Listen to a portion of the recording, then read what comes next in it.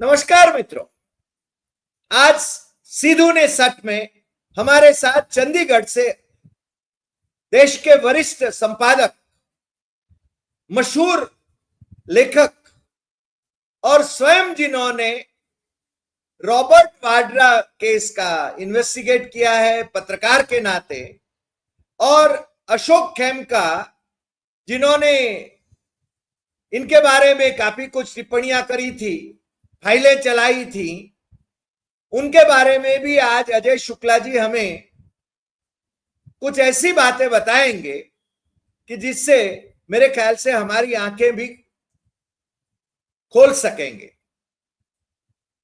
ये रॉबर्ट वाड्रा को चार्जशीट किया गया। रॉबर्ट वाड्रा आप जानते हैं कि सोनिया गांधी और राजीव गांधी के दामाद हैं, वायनाड की जो सांसद हैं और कांग्रेस की जो महासचिव है प्रियंका गांधी वाड्रा, उनके पति हैं। देश का एक आशास्पद नेता जो है राहुल गांधी, जो मोदी की आंख में आंख मिलाकर उनको सवाल करता है, उनकी आलोचना करता है, और मोदी जिससे डरते हैं वो राहुल गांधी उनके बहनोई हैं। ये रॉबर्ट वाड्रा को चार्जशीट किया गया है वही पुराने केस में जिसमें मेरे ख्याल से हरियाणा की भाजपा सरकार ने एफिडेविट करके कहा था कि इसमें तो कुछ गलत हुआ ही नहीं है। और ये फिर से क्यों खोलते हैं? जिस प्रकार से नेशनल हेराल्ड का केस, जो कि मोदी के जमाने में 2015 में वो क्लोज हुआ था, उसको भी खोला गया। उसी प्रकार ये रॉबर्ट वाड्रा को चार्जशीट करके ये क्या, इनके मंसूबे क्या हैं भाजपाइयों के, शासकों के, ये अजय शुक्ला जी से हम जानेंगे। अजय जी, आपका स्वागत है और आपसे अनुरोध है कि आप जो भी बातें सही है वो आज दर्शकों के सामने खुलकर रख दीजिए। अजय जी। डॉक्टर साहब, आपको बहुत बहुत नमस्कार और अपने दर्शकों को बहुत बहुत धन्यवाद और नमस्कार कि वो सच देखते हैं और सच पर बात करते हैं। तो ये हमारे लिए एक बड़ी अच्छी बात है और यही शायद ओरिजिनल गुजरात की पहचान। तो अब जो है मैं इसी पे बात करूंगा। पहले मैं जो आपने सवाल किया कि आखिर क्यों हमला करते हैं, आप ये बताइए, यदि आज हम गांधी नेहरू परिवार को बिल्कुल डिलीट कर दें भारत की राजनीति की पिक्चर से, तो मुझे एक ऐसा सिंगल लीडर बता दीजिए देश में जो देश के राष्ट्रहित के मुद्दे हों, देश के लोगों के हित के मुद्दे हों, राष्ट्र की अस्मिता के मुद्दे हों और भारत को जोड़े रखने के मुद्दे हों, धर्म और जाति के नाम पर जो फैलाई जा रही नफरत को रोकने की हो, और इन सब को लेकर के इस देश की जनता को हक देने को लेकर के लड़ने वाला एक लीडर बता दीजिए। चाहे जिस लीडर का नाम लीजिए, वो अपनी कुर्सी की बात करेगा, अपने पद की बात करेगा, अपने लिए बात करेगा। ऐसा और कौन है? यदि आप 1989 से 89 से देखें, राजीव गांधी सत्ता से गए, उसके बाद मुझे बता दीजिए गांधी परिवार के एक शख्स ने एक भी किसी भी जो है लाभ के पद पर कोई कुर्सी ली हो, हासिल की हो। और ऐसा नहीं कि मौके नहीं आए, मौके आए फिर भी ली हो तो बता दीजिए। तो आप नहीं बता पाएंगे डॉक्टर साहब, क्योंकि वो जानते हैं कि यदि गांधी परिवार खत्म हो गया तो हमें लोकतंत्र और संविधान को ध्वस्त करना, उसे खत्म करना सबसे आसान होगा। फिर कोई व्यक्ति इतनी दम नहीं रखता।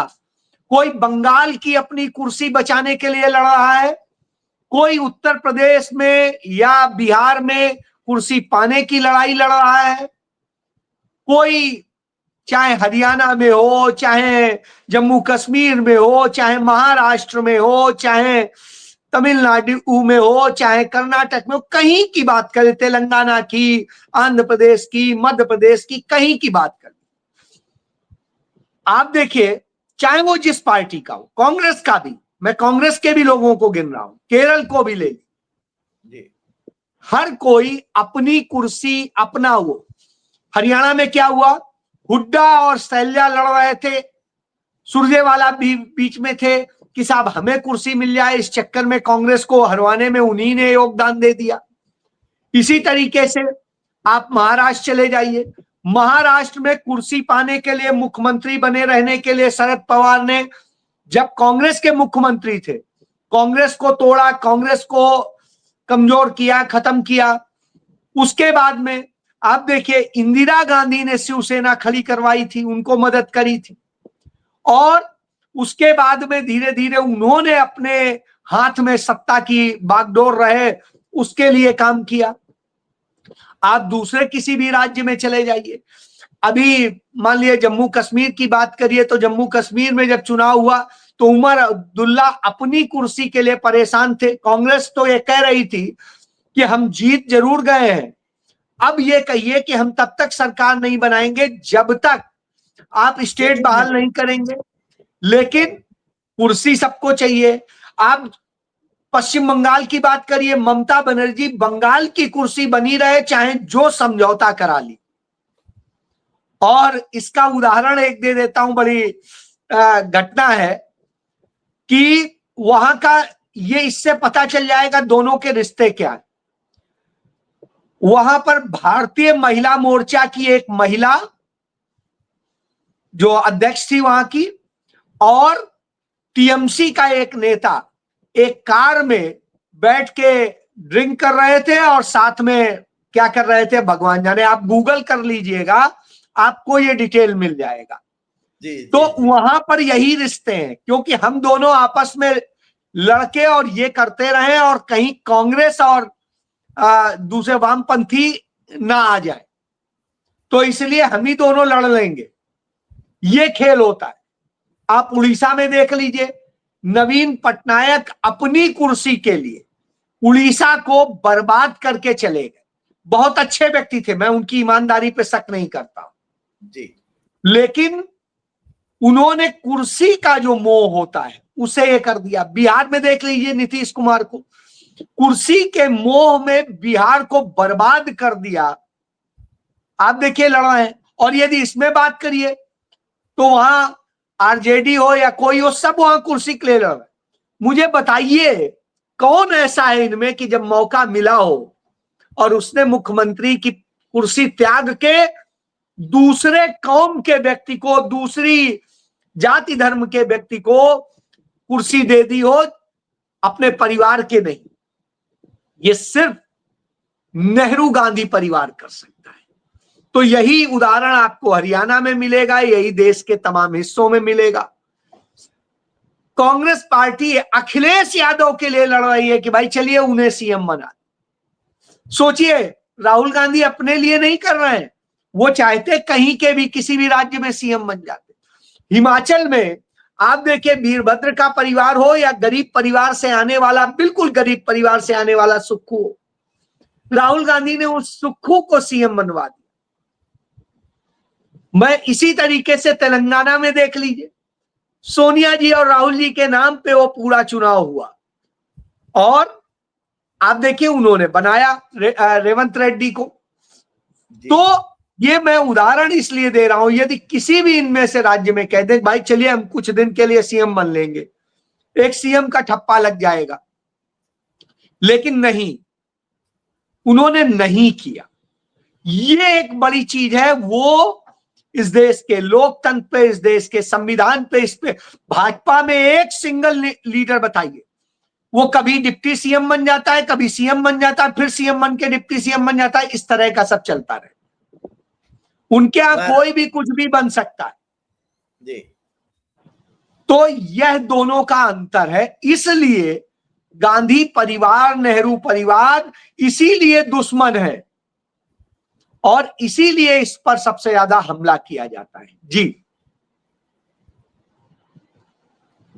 नहीं, यानी ये रॉबर्ट वाड्रा को टारगेट करके पूरे नेहरू गांधी परिवार को टारगेट कर रहे हैं। स्वाभाविक सी बात है। आप याद करिए, जब मैं जिक्र करता हूं, जब नरेंद्र मोदी घोषित किए गए कि प्रधानमंत्री पद के कैंडिडेट होंगे, उसके पहले याद करिए बीजेपी आरएसएस ने क्या चलाना शुरू किया था और किस आधार पर चलाना शुरू किया। आपको याद होगा, विनोद राय की कैग की रिपोर्ट्स के ही कारण तमाम चीजें पैदा हुई। उसी कैग की रिपोर्ट में आया कि 2G घोटाला हुआ, उसी कैग की रिपोर्ट में आया कोयला स्कैम हुआ, उसी 2G की रिपोर्ट में आया कॉमनवेल्थ घोटाला हुआ, उसी 2G की उसी कैग की रिपोर्ट में आया कि अनियमितता बढ़ती गई रॉबर्ट वाड्रा के लैंड डील में, और इसी तरीके से तमाम सारी चीज। जबकि रॉबर्ट वाड्रा वाला मसला कैग का मसला ही नहीं था। अब वो कैसे कैग का मसला बना? बहरहाल उधर सारे मामलों में क्लीन चिट हो चुकी है। कोई मामला ऐसा नहीं, अदालतों ने कहा है कि यहां तो ये अपराध हुए ही नहीं, और खुद विनोद राय ने मान लिया कि हमने तो बस ऐसे ही कह दिया था। याद है ना? तो अब लेकिन इनाम सबने ले लिया।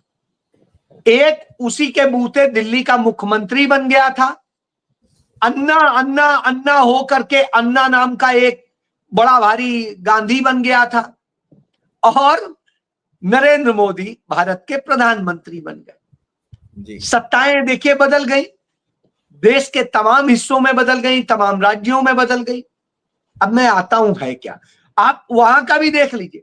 आदर्श सोसाइटी घोटाला मुंबई का, आज वो कहां बैठा है जिसे घोटालेबाज कहते थे? अशोक चौहान को। हाँ जी, नरेंद्र मोदी का ही है ना। उसे ला के लाड़ले की तरीके से रखा है कि नहीं? तो मैं ये बता रहा हूं, आप हेमंता बिस्वा शर्मा के कारण बदनाम हो रहे थे, शारदा नारदा स्कैम के कारण, और याद करिए बुकलेट छापी थी 20 पेज की, आज वो कहां बैठा है? भाजपा का मुख्यमंत्री है। इसी तरीके से शुभेंदु अधिकारी हो, मुकुल राय हो, और ये सब सारे जो भ्रष्टाचार में थे वो सब कहां बैठे हैं? भाजपा में। तो साहब किस राज्य में सारे भ्रष्ट उनके साथ नहीं बैठे?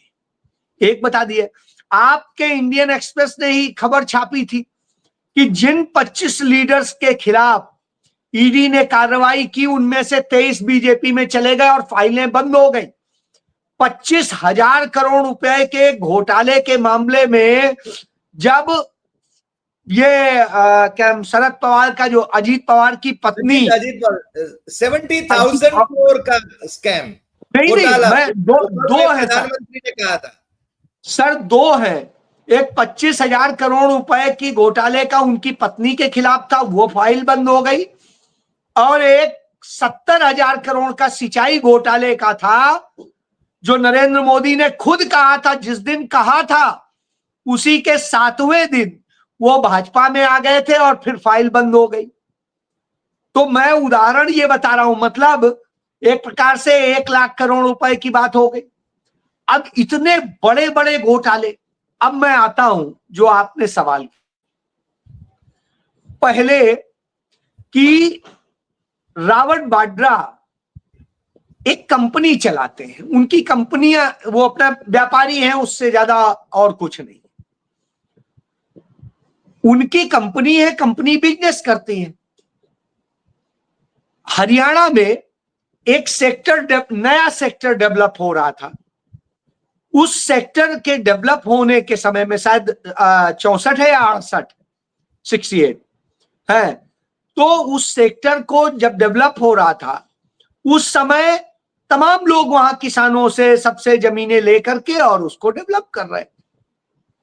रॉबर्ट वाड्रा की कंपनी स्काईलाइट हॉस्पिटैलिटी लिमिटेड ने ओंकारेश्वर प्रॉपर्टीज प्राइवेट लिमिटेड से 3.5 एकड़ जमीन खरीदी। अब आप सुन लीजिए, सरकार से नहीं खरीदी, किसान से भी नहीं खरीदी, ओंकारेश्वर प्रॉपर्टीज प्राइवेट लिमिटेड से उन्होंने स्काईलाइट हॉस्पिटैलिटी लिमिटेड ने जमीन खरीदी 3.5 एकड़।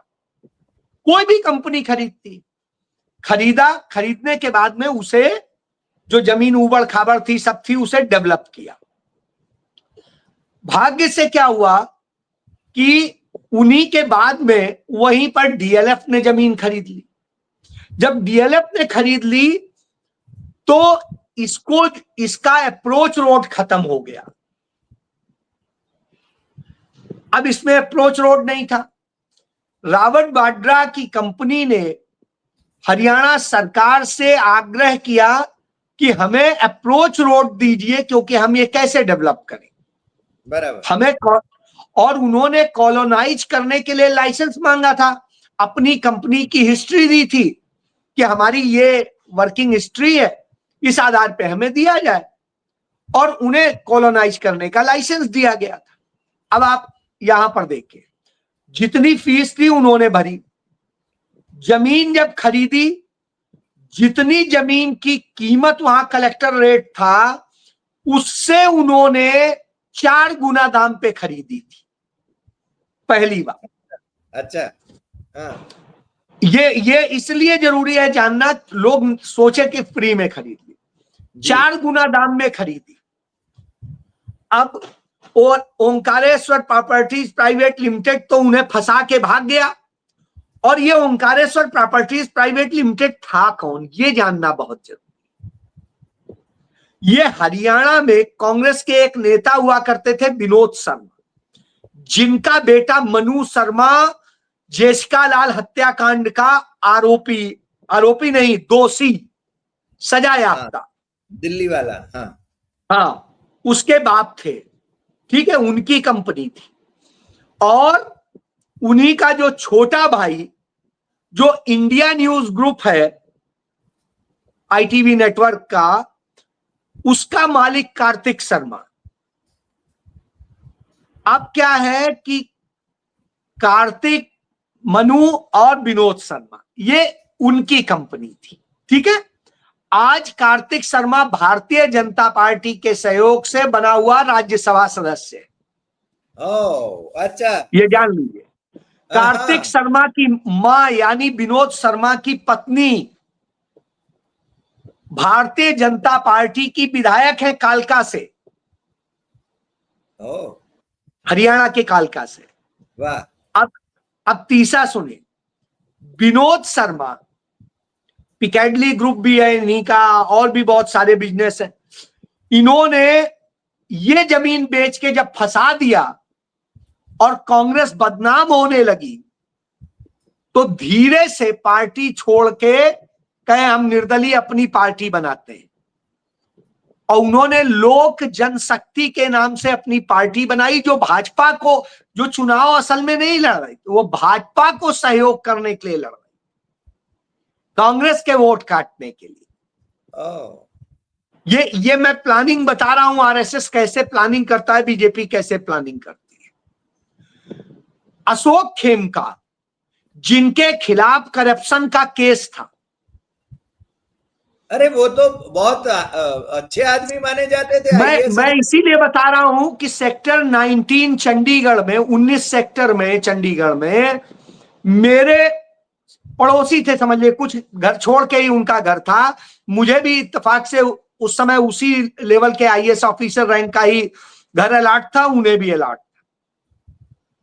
तो मैं अब सब जानता हूं, इसलिए मुझसे कुछ छिपा नहीं। जी। बहरहाल उनके खिलाफ जो आप गूगल कर लीजिएगा कि जो भर्ती घोटाले में अभी नरेंद्र मोदी सरकार ने, हरियाणा सरकार ने उन्हें क्लीन चिट दी है, उन्हें अप्रूवल नहीं दी उनके खिलाफ एफआईआर दर्ज करने की, जो विजिलेंस ने अपनी जांच के बाद कहा था बड़ा गंभीर केस है, बनता है। आप डाल लीजिएगा गूगल से, आपको मिल जाएगा। तो और यदि कहें तो मैं आपको एक उदाहरण के लिए दिखा दूं, क्योंकि ये बहुत जरूरी है जानना। ये देखिए, graft cases against Khemka IAS अधिकारी। ये खेमका का ही है। मैं इसीलिए आपको बता रहा हूं कि यह है सच, जिस खेमका के लिए कहा जाता है ये केस थे। तो तमाम सारी चीजें इनके खिलाफ शिकायतें जहां जा रही, ये कोई बहुत बड़ा वो कर पाने वाले नहीं, छोटी छोटी चिंदी चोरी जिसे कहते हैं उस टाइप वाला। तो इसीलिए किसी सरकार ने इनको वो नहीं किया। अब इन्हें बीजेपी आरएसएस ने अपना हथियार बनाया और हथियार बनाने के बाद इनसे कहा कि तुम इनके खिलाफ करो, हम तुम्हें इनाम देंगे। साहब इन्होंने एक आर्डर पास किया जिसमें कहा कि ये सब क्या नाम है, जो वाड्रा की जमीन का हस्तांतरण है वो गलत है। इस पर हाई पावर्ड कमेटी बनी, Krishna Mohan additional chief secretary थे एफसीआर। जब उनके बनी और उन्होंने जांच की तो पाया खुद खेमका ने ही सारे रूल्स वायलेट किए थे। और जो खेमका कह रहे थे कि एसीओ ने जिसने इस जमीन का म्यूटेशन किया है वो गलत किया है, तो साहब 49 साल से, पिछले 49 साल से हरियाणा में एसीओ ही म्यूटेशन करता आ रहा था, ये गलत कह रहे हैं। और जिस दिन वाड्रा की म्यूटेशन हुई थी उसी दिन उस अफसर ने और भी 50 म्यूटेशन करी थी, तो उनमें उन 49 को उन्होंने गलत नहीं कहा, एक वाड्रा की गलत कह रहे हैं। जब यदि पावर आपको नहीं है हरि भाई, तो आपको पावर ना तो हमारे लिए होगी ना किसी दूसरे के लिए होगी। इस आधार पे इन्होंने ये पूरा ड्रामा क्रिएट किया था और इस तरह से किया था। इसको लेके मैंने 26 अक्टूबर 2012 को, ये आप देख लीजिए, तारीख भी देख लीजिए जी जी, 26 अक्टूबर 2012 को लिखी थी संडे गार्डियन के लिए खबर, Vadra case Khemka's order of publicity stunt puts Vadra in dog without verifying the fact, registry within rule, no favor from the government of Haryana, और autocratic Khemka violated the rules। Last line देखिए। जी जी जी जी अजय जी, आज तो विस्फोटक जानकारी आप दे रहे हैं। ये जानकारी तो कभी पब्लिक डोमेन में आई ही नहीं। मैं इसीलिए सर सबूत के साथ बात करता हूं, हवा में बात नहीं करता हूं, मैं बार बार कह चुका हूं। तो साहब इसको लेके ये मुझे तकलीफ इसकी थी कि जो बात मैं बता रहा हूं सारे सबूतों के साथ बता रहा हूं। कांग्रेस पार्टी अपनी सफाई नहीं देती, गांधी परिवार अपनी सफाई नहीं देता है, उनके लोग नहीं बोल रहे हैं। मैंने कई जगह इन लोगों को लताड़ा, मैंने बहुत कुछ कहा, मैंने हुड्डा को कहा अरे आप आइए खड़े होके बोलिए कि नहीं ये गलत है, ये सच है। साहब नहीं बताया गया। और जैसा मैं बताऊं उस समय ये मीडिया घराने जो जिस तरह, ये एमजे अकबर उस समय हमारे एडिटर थे, चीफ एडिटर, जिस समय मैंने लिखी थी, यही एमजे अकबर जो बाद में बीजेपी चले गए। जी जी जी, ठीक है। इन्होंने 50 क्वेरीज की, 50 प्रॉब्लम क्रिएट की। बहरहाल छोड़िए, उस पर अब बात नहीं करूंगा चूंकि वो जर्नलिस्टिक। अब मैं ये कहूंगा कि ये लोग सब साजिश रख के इस तरह कर रहे थे और कोई बोल नहीं रहा था। मुझे बड़ी तकलीफ हो रही थी, लेकिन कल मुझे बड़ी खुशी हुई कि राहुल गांधी ने बोला कि हाँ उन्हें गलत तरीके से परेशान किया जा रहा है, 10 साल से ये किया जा रहा है। अच्छा लगा कि जो बात मैं इतने साल से कह रहा हूं कि वाड्रा के नाम पे बदनाम किया। अरे भाई वो बिजनेसमैन है, उसकी कंपनी ने एक जमीन खरीदी, डेवलप करी। अब हरियाणा गवर्नमेंट ने उसे अप्रोच रोड नहीं दी, उसने पड़ोस में जो डीएलएफ ने जमीन खरीदी थी, डीएलएफ से कहा कि तुमने कितने की जमीन खरीदी है बगल की। डीएलएफ का प्लॉट तिरछा हो रहा था, तो उसने कहा कि यदि आपको चाहिए तो हम अपनी जमीन दे दें। उनके लिए तो सोने में सुहागा था, उनकी चौकोर हो रही थी। तो साहब उन्होंने, जो डीएलएफ ने उसी रेट पे जमीन खरीदी जिस रेट पे दूसरी बगल वाली जमीन खरीदी थी, सेम रेट पे खरीदी। यानी कहीं उनको बेनिफिट अलग से नहीं दिया, लेकिन चूंकि वो अप्रोच रोड नहीं थी इसलिए बहुत सस्ती मिल गई थी। जी। भाई आप ही के घर का रास्ता नहीं होगा तो जमीन की कीमत नगण्य होगी, और यदि आपको रास्ते वाला कोई मिल जाए तो आपकी जमीन की कीमत बढ़ जाएगी। स्वाभाविक। तो अच्छा, उसमें कोई डीएलएफ ने एहसान नहीं किया, डीएलएफ को भी फायदा था, जो उसका तिरछा था वो उसका सीधा हो गया। तो यह वजह है, यह हुआ। अब इन्होंने कहा कि अच्छा, वाड्रा ने जो है वायलेट किया, और इन्होंने जो कॉलोनी डेवलप करने का वो फीस नहीं जमा की। तो वाड्रा ने कहा जब हमने कॉलोनी डेवलप ही नहीं की, हमने तो जमीन खरीदी, जमीन डेवलप के जमीन ही बेच दी, तो जब हमने कॉलोनी बनाई नहीं तो हम उसकी फीस क्यों दें? बराबर, बिल्कुल वाजिब है। बहरहाल सरकार बदली, सरकार बदलने के बाद में दिल्ली हाई कोर्ट के जस्टिस ढींगरा के नेतृत्व में जस्टिस ढींगरा आयोग बनाया गया, जिस कमीशन ने यह जांच करी कि इसमें गड़बड़ करी या नहीं की। उस कमीशन की रिपोर्ट साहब कहती है कि एक रुपए का गड़बड़ नहीं किया है। एक मिनट अजय जी, ये धिंगरा कमीशन भाजपा की हरियाणा सरकार ने बनाया? यस सर, उस सरकार ने बनाया। यानी मनोहर लाल खट्टर, यस, मनोहर लाल खट्टर सरकार ने बनाया। मोदी जी के कासम काज थे और संघ के प्रचारक रहे। जी जी बिल्कुल, स्कूटर में साथ बैठ के घुमा करते थे। जी जी जी, लोग इनकी जोड़ी को कहा करते थे मियां बीबी की जोड़ी है, यहां जब वो होते थे जी। तो चलिए, अब उस पर ज्यादा नहीं बात करूंगा। ये बात नरेंद्र मोदी ने भी अभी 2024 के चुनाव में कहा था, मैं क्या नाम है, खट्टर साहब की स्कूटर पे बैठ के घूमा करता था। आपकी बाइक पर भी तो घूमते थे। जी जी बिल्कुल बिल्कुल, इसीलिए मैं वो सारी एपिसोड जानता हूं। जी। अब क्या होता है साहब, आयोग बनाया जाता है, आयोग जांच करता है 4 साल तक, और 4 साल बाद वो 2019 में पंजाब आप गूगल कर लीजिएगा, 2019 में नहीं, उसके बाद में 22 या 23 में फाइनली उन्होंने, ढींगरा ने 2019 में दे दी थी रिपोर्ट। उसके बाद में 23 में जो है हाई कोर्ट में हरियाणा सरकार ने रिपोर्ट फाइल की कि वाड्रा के खिलाफ हमें कुछ नहीं मिला। तो अब आप सोच लीजिए, उसको यह कहना पड़ा था।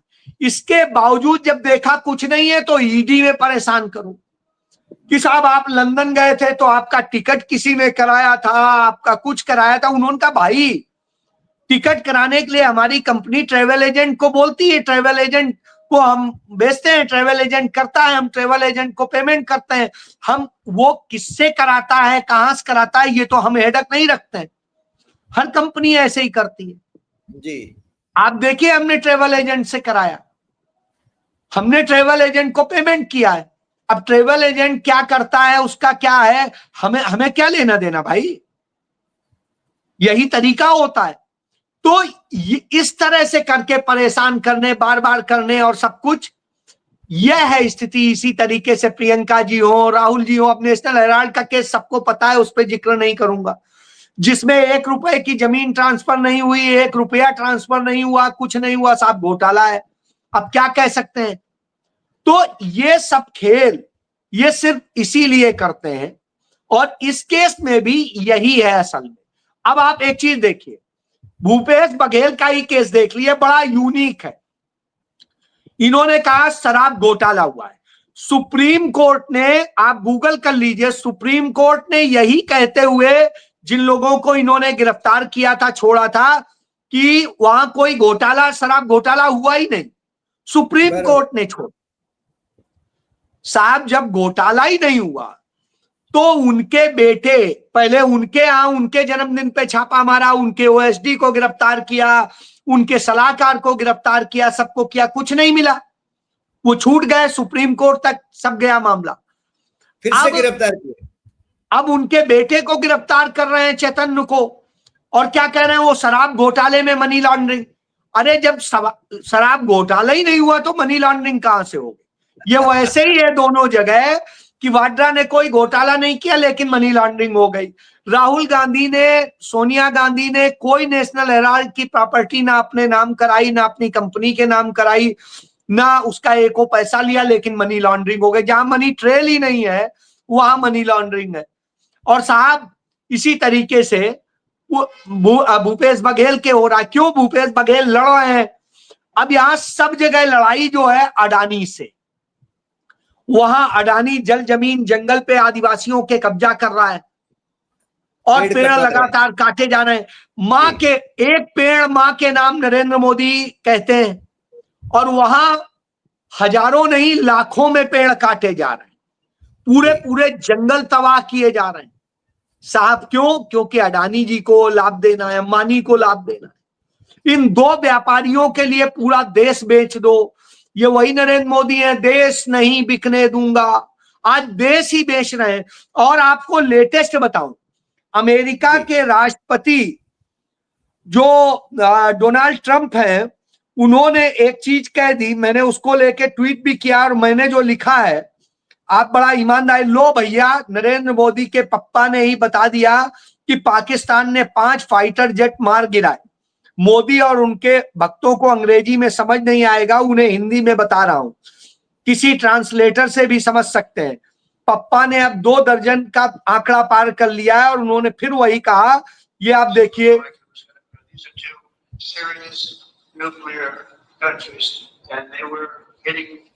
each other, and it seems like a new form of warfare. So basically, look at what we did in Iran, where we knocked out the nuclear capability, totally knocked out that.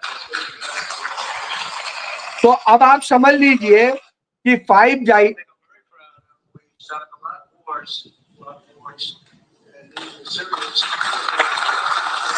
तो ये हालत है कि वो खुद कह दे रहे हैं। मैंने अपने ट्विटर हैंडल पे इसको ट्वीट किया है, तो आप इससे समझ लीजिए। मैं इसलिए बता रहा हूं कि हिम्मत है तो मैं कह पा रहा हूं, जो सच है सच को कहने से डरूंगा नहीं। तो असल में ये है कि ये उसके लिए देश को भी गिरवी रख रहे हैं। वो बार बार बेइज्जत कर रहा है। 24 बार हो गया साहब, एक बार नरेंद्र मोदी नहीं कह पाए अपने मुंह से कि नहीं डोनाल्ड ट्रंप झूठा है, झूठ बोल रहा है। ऐसा नहीं है भाई। एक देश का राष्ट्रपति बार बार बोल रहा है और हमारे देश का प्रधानमंत्री उसका एक ट्वीट करके भी जवाब नहीं दे पा रहा। सही बात, यानी आप समझ लिए। तो इसीलिए मैं कहता हूं गांधी नेहरू परिवार इस देश के लिए लड़ता है। जब लड़ता है तो टारगेट पे रहता है। और आज से नहीं है, 100 सालों से। याद करिए, जब पंडित मोतीलाल नेहरू जी कांग्रेस संभाला करते थे, 1919 की बात कर रहा हूं, जब उन्होंने अपना घर दे दिया था स्वराज भवन कांग्रेस पार्टी को कार्यालय बनाने के लिए, फिर बाद में उन्होंने आनंद भवन भी दिया पंडित नेहरू ने। बहरहाल, तो जब उस दौर से तब सारे मोर्चे खुलना शुरू हुए थे और तब से गांधी नेहरू परिवार को पता, जिनके पैसे से, सारी संसाधनों से सबसे कांग्रेस खड़ी हुई। आप सोचिए उनको कब नहीं बदनाम किया है। और उस परिवार ने कुछ लिया नहीं, देते रहे देते रहे देते रहे।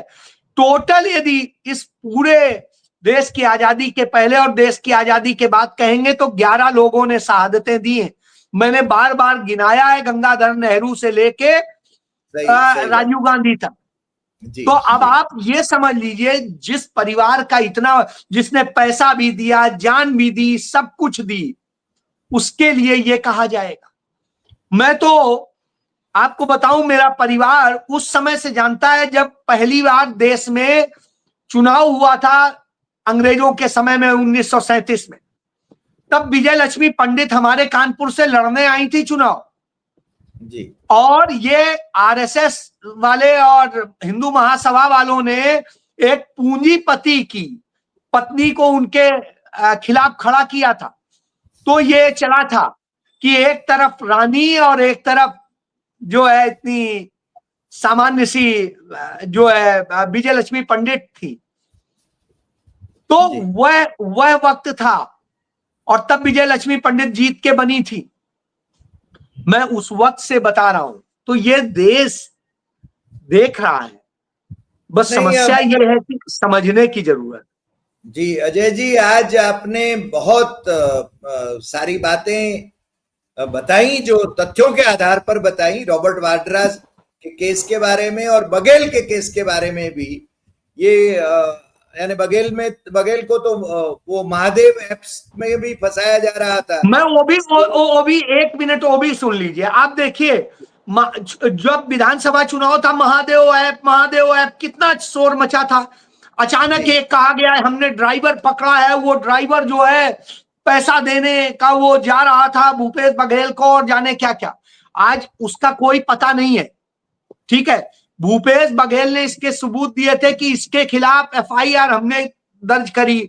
इसका जो ओरिजिनल मुलजिम है वो विदेश में बैठा है, उसे विदेश से प्रत्यार्पित करने के लिए चिट्ठी हमने नरेंद्र मोदी सरकार को लिखी, विदेश मंत्रालय को और गृह मंत्रालय को लिखी।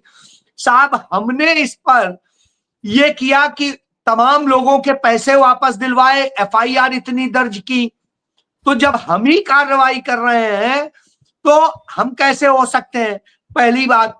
और जब ये सब खत्म हो गया, उन्होंने बताया कैसे भाजपा के लोगों ने, जो पूर्व मुख्यमंत्री थे भाजपा के, उन्होंने ही, उन्हीं का ही करीबी था जिसने बनाया था। सब खुलासा होने के बाद अब चुप्पी साधे हैं, उस पे बात नहीं करते। यही इनका नहीं, है। इसी तरीके से जब जब चुनाव, आप याद होगा कि जब झारखंड और चुनाव हो रहे थे, मध्य प्रदेश और छत्तीसगढ़ और राजस्थान के, याद करिए, तो धीरज साहू को कहा कि हमने गिरफ्तार किया, उनके यहां से 352 करोड़ रुपया मिला और सब कुछ।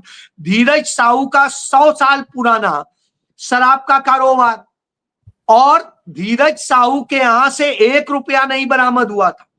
उनकी फैक्ट्रियों, उनके ठेकों, उनके वहां से बरामद करके आपने कहा भाई शराब का काम ही कैश में होता है। सही बात। तो वही उन्होंने एक एक सबूत दे दिया। आज उस पर कोई बात नहीं करता, कोई मीडिया नहीं दिखाता कि क्लीन चिट दे दी गई। साहब, यही असल में है कि बदनाम करिए, राजीव गांधी को बदनाम करिए बोफोर्स के नाम पे, कहीं किसी नाम पे, कहीं किसी नाम पे। भोपाल का वो याद करिए, वह केस, भोपाल गैस त्रासदी का जो मुलजिम था, उसका वकील कौन था, उसको छुड़ाया किसने था? अरुण जेटली ने। भाजपा के लोग उसकी पैरवी कर रहे थे। तो साहब, ये सब सच है। नहीं, और हमें ये सच को उजागर करना होगा, लोगों की आंखें खोलना होगा, और मेरे ख्याल से जो अंधभक्त हैं उनको भी सत्य स्वीकार करना होगा। आज आपने बहुत अच्छा यानी जो जो जानकारी आपने दी है उसके लिए हम आपके बहुत बहुत शुक्रगुजार हैं, और आइंदा फिर से भी मिलेंगे हम लोग। नमस्कार।